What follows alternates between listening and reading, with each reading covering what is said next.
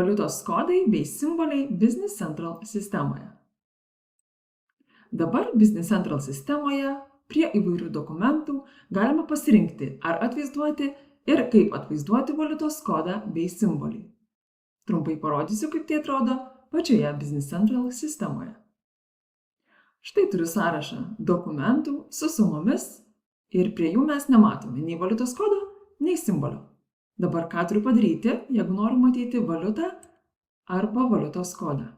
Tai nueinu į DK nustatymus ir skirtuke valiuta turiu pasirinkimą rodyti valiutą.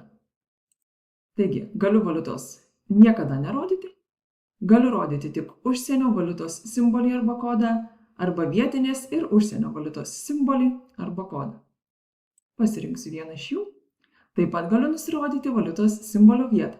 Tai yra po sumos arba prieš sumą. Pasirinksiu po sumos. Įrašą išsisaugau. Dar kartelį atsidarau dokumentų sąrašą ir dabar jau prie sumos matau rodomą valiutos simbolį.